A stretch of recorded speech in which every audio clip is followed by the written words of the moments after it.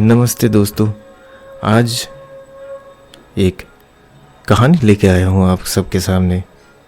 और कहानी ऐसी है कि मैं आप लोगों को बिना सुनाए रह नहीं पाया। तो कहानी मेरे दोस्त का है। जब उसने मुझे ये बताया तो मुझे सुन के ऐसा लगा कि अब इन दिनों मतलब नाउ-ए-डेज़ लोगों के मुंह से सुनते हैं कि ऐसे वैज्ञानिक ज़माने में अब ये सब चीज़ें मतलब इतने डिस्कस हो रहे हैं भूत प्रेतों को लेके, तंत्र मंत्र को लेके। लेकिन ऐसी कहानियाँ, ऐसा सत्य घटनाएं जब सुनने को मिलता है तो सोचने पर मजबूर हो जाता हूँ कि कहीं ना कहीं हम लोगों का जो नॉलेज है वो अभी भी कहीं ना कहीं असंपूर्ण है। हम लोगों को और जानना है बहुत कुछ, समझना है बहुत कुछ। तो ऐसा ही उसने मुझे एक सत्य घटना सुनाया था, वही आप लोगों के साथ मैं शेयर करने जा रहा हूँ। तो ये कहानी है वेस्ट बंगाल, एक छोटा सा टाउन वेस्ट बंगाल में राजारहाट करके आता है। तो एक ट्यूशन टीचर जो कि थोड़े ओवर 40 थे, तो वो बस उस दिन निकले अपने रोज़ की तरह अपने ट्यूशन्स पढ़ाने।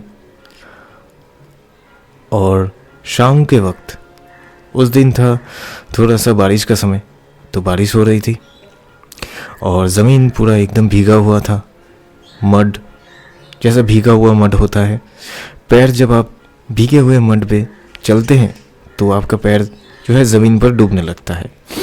तो उस रात वो जब ट्यूशन पढ़ा के वापस आ रहे थे तो पूरी तरह से वो एरिया जो है अभी तक कुछ कुछ जगह में रोशनी नहीं है, मतलब लाइट्स लगाए गए नहीं हैं।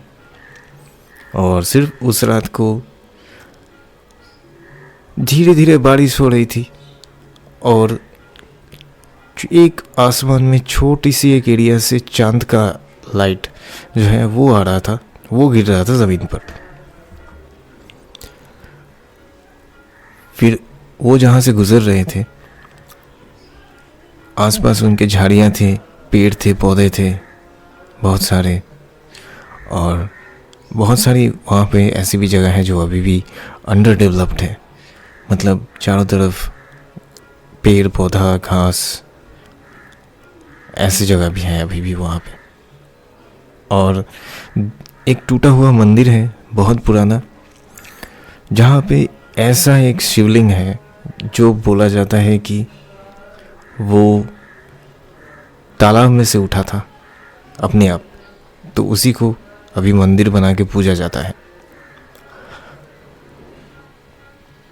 अब वो लौट रहे थे और उनके पैर जो हैं वो मड के वजह से, भीगा हुआ मड के वजह से थोड़ा थोड़ा आवाज़ कर रहा था, जैसे होता है छप छप वाली एक साउंड। और उस समय उनके अलावा और कोई भी नहीं चल रहा था, उनके आसपास कोई भी नहीं था और पूरा अंधेरा था, सिर्फ चांद की रोशनी उनके ऊपर और उस रास्ते के ऊपर।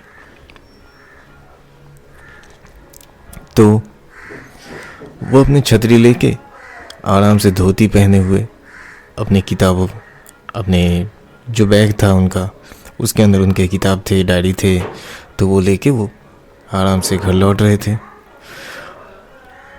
लेकिन अचानक से उन्होंने कान में कुछ आवाज़ सुने कि उनके साथ कोई और भी चल रहा है। अब उनको लगा कि शायद पीछे से कोई आ रहा होगा, तो उन्होंने जब पीछे मुड़ के देखा तो कोई नहीं था। और फिर वो चलने लगे। चलते चलते कुछ देर तक वो ठहर गए, क्योंकि उन्होंने फिर से वही आवाज़ सुनी कि पीछे से कोई आ रहा है। अब फिर वो पीछे मुड़ के देखे तो कोई नहीं था। अब उनको थोड़ा सा डाउट हुआ कि मे भी हो सकता है कि कोई लुटेरे, कोई चोर हो सकता है जो अकेला आदमी को देख के उसके पैसे को लूट लेगा, क्योंकि वो जो एरिया था वहाँ पर चोर लुटेरों का भी थोड़ा बहुत आना जाना रहता था। तो उन्होंने थोड़ा अपने छतरी को लाठी के जैसा पकड़ के फिर से वो चलने लगे और अपने धोती को भी कस के बांध लिए थे अपने कमर पे। तो थोड़ी देर बाद उन्होंने महसूस किया कि फिर से वही आवाज़ आ रहा है पीछे से, और बिल्कुल ठीक वैसे ही पीछे मुड़ के देखा तो कोई भी नहीं था। अब उन्होंने डिसाइड किया कि वो इस चीज़ का जो है पूरा जानेंगे और देखेंगे कि ये है क्या चीज़। हो सकता है कि कोई उनके साथ बदमाशी कर रहा हो, या फिर वाकई में कोई लुटेरा या चोर हो सकता है।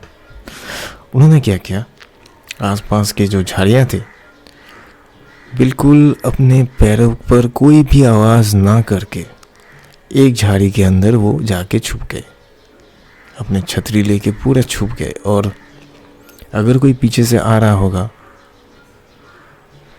तो उनके सामने से ही गुजरेगा और वो देख भी पाएंगे कि कौन है। ये सोच के वो चुपचाप उस झाड़ी के अंदर बैठे रहे। तो ऐसा करते हुए उनको लगभग 4 से 5 मिनट हो गया, वो बैठे रहे। फिर भी वो देखे कि कोई भी नहीं है। अब ना तो कोई आवाज़ आ रहा है और ना ही कोई आहट आ रही है किसी के आने की। तो वो सोचे कि उनका भ्रम भी हो सकता है, या फिर बारिश का ही कोई आवाज़ हो सकती है, किसी चीज़ के ऊपर पड़ रहा होगा। तो उनको लगा कि कोई आ रहा है, चलता हुआ आवाज़ है किसी का। तो वो बस उठने ही वाले थे, उसी समय उनका पूरी तरह से जुबान और मुंह जो है खुली की खुली रह गई। थोड़ा आप भी इस चीज़ को सोचेगा कि अगर आप भी इस चीज़ को ऐसे एक्सपीरियंस करते हैं या देखते हैं तो आपको कैसी महसूस होगी। अब वो देखते हैं कि वो जो आहट थी किसी की चलने की, वो बिल्कुल वो जहाँ बैठे थे उनके ही सामने बढ़ता हुआ चला आ रहा है। लेकिन वो जब देखने की कोशिश कर रहा था तो कोई भी इंसान, कोई भी आदमी नजर नहीं आ रहा था। तो वो सोचे कि ये आहट हो कैसे रही है और कौन है। हो सकता है कि अंधेरे में दिखाई नहीं दे रहा हो, कोई आदमी हो सकता है कि कोई औरत हो सकती है, लेकिन ऐसा नहीं है। चांद की जो रोशनी थी वो पूरी रास्ते के ऊपर ही पड़ रही थी, लेकिन आहट के साथ कोई आदमी या इंसान नहीं दिखाई दे रहा था। थोड़ी देर बाद वो इस चीज़ को सुनते हुए और महसूस करते हुए देखते हैं कि मड के ऊपर जो है वहाँ पर किसी के पैरों के निशान भी नहीं पड़ रहे हैं, लेकिन वो बिल्कुल चलने की किसी की आवाज़ वो आगे बढ़ते हुए आ रहा है उन्हीं के सामने से, जैसे कि उनके सामने से ही अब गुजरने वाली है। तो वो चुपचाप बिल्कुल अपने सांसों को रोक के, जैसे कि मान लीजिए कोई भी छोटे से भी छोटे पिन की भी आवाज़ नहीं आई है, ऐसे करके बैठे हुए हैं। और फिर वो आवाज़, वो आहट उनके सामने से गुजरती है, बिल्कुल जैसे एक इंसान गुजरता है किसी के सामने से वैसी। और उनको वो हवा भी फील होता है, जैसे कि जब कोई इंसान गुजरता है आपके सामने से, जो एक हवा का ब्रीज जो आपको महसूस होगी, बिल्कुल वैसे उनको भी महसूस होता है। तो ये जो चीज़ है, ये जो इंसिडेंट हो रहा था, चल रहा था उन्हीं के सामने, ये उनको सोचने पर मजबूर कर दिया था कि ये है क्या चीज़। तो वो थोड़ा और जानने के लिए धीरे धीरे बिना आवाज़ करके वो झाड़ी से बाहर निकलना चाह रहे थे और ज़मीन पर थोड़ा सा बच्चों की तरह रेंगते हुए धीरे धीरे अपना मुंह बाहर निकालते हैं देखने के लिए वो जो चीज़, वो जो कोई भी या कुछ भी सामने से जो उनके गुजरते हैं या गुजरती है वो है क्या। तो वो अपना मुंह बाहर निकालते हैं देखने के लिए। तो वो आगे की तरफ देखते हैं। ये चीज़ देख के उनके, मान लीजिए, एक किस्म से ऐसा उनको शौक लग गया कि वो वहीं के वहीं बैठे थे आधे घंटे तक। अगले आधे घंटे तक उन्होंने देखा कि एक 8 फीट हाइट के एक औरत होगी, वो काला कोट जैसे पहनी हुई थी, पहने हुए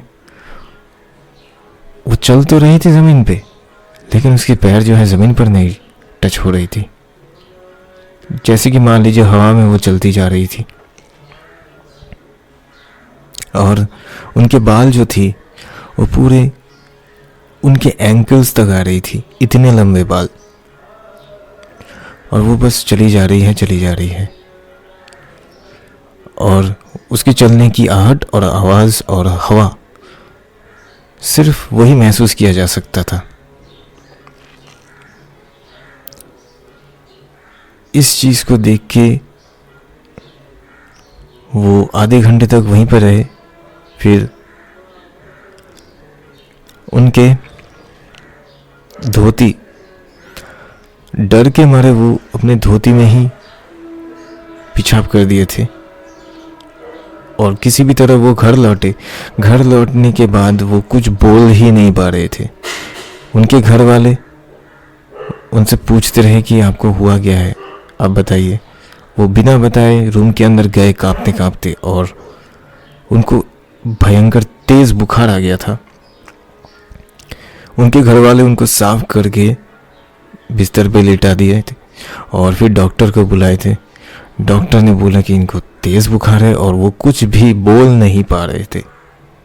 उनके अंदर इतना डर घुस गया था। 3 दिन बाद जब वो थोड़े से ठीक हुए और अपने होश और आवाज़ में आए तो उन्होंने पूरी कहानी सबको बताई कि उनके साथ ये हुआ था। तो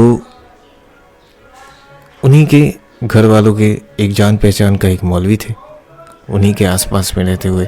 तो उन्होंने ये सुन के बताया कि आपने एक जिन्नात को देखा था जो कि उसी जगह से गुजर रही थी उस समय, और आप, मतलब उनका बैड लक था कि वो उसी जगह पर मौजूद थे। लेकिन उन्होंने एक अच्छा काम किया कि वो आराम से उसको जो है गुजरने दिए थे। उनको उनके रास्ते को जो है रोका नहीं था। अगर वो उसी जगह पर रहते उस रात को, उसकी रास्ते में, रास्तों के बीचों बीच, तब पता नहीं उनके साथ वो क्या करती। क्योंकि ये लोग, ऐसे एंटिटीज, पसंद ही नहीं करते कि उनके रास्ते में कोई आए या फिर उनके रास्तों के बीच कोई आए। तो भगवान का शुक्र है कि उनका जान बच गया था उस रात को और वो सुरक्षित अपने घर लौटे थे। जैसे कि वो एक साइंस के टीचर थे, तो वो भी इन सब चीज़ों को मानते नहीं थे। लेकिन उस रात को जो हुआ था उनके साथ, वो उनको भी, और जो आप लोग सुन रहे हैं और मैं जो सुना था, हम सबको ये सोचने पर मजबूर कर दिया था कि ये फिजिकल जगत के ऊपर भी कुछ होता है। और एक टैरो रीडर, एक साइकिक रीडर होने के हैसियत से जब मैं ये चेकिंग करता हूँ तो मैंने भी सेम वही चीज़ पाया था कि वहाँ पर यह एक ऐसी एंटिटी थी और वो जो है भगवान का आशीर्वाद की वो बच गए उस रात को। तो इसे आप सावधानी का मैसेज कह लीजिए या कुछ भी। जब भी कोई चीज़ का ऐसा कुछ हो आपके लाइफ में, किसी कोई सोर्स का पता नहीं चल रहा है लेकिन फिर भी वो घटित हो रहा है, वो घटना या वो इंसिडेंट, तब आपको उस क्षण में या उस समय में भगवान की शरणागति होनी चाहिए, और नहीं तो कोई जानकार व्यक्ति के साथ ज़रूर कांटेक्ट करें। धन्यवाद। ये कहानी अच्छी लगे तो ज़रूर शेयर करिए अपने दोस्तों के साथ, और चैनल को सब्सक्राइब करिए, और भी ऐसी कहानियाँ लाते रहेंगे। धन्यवाद।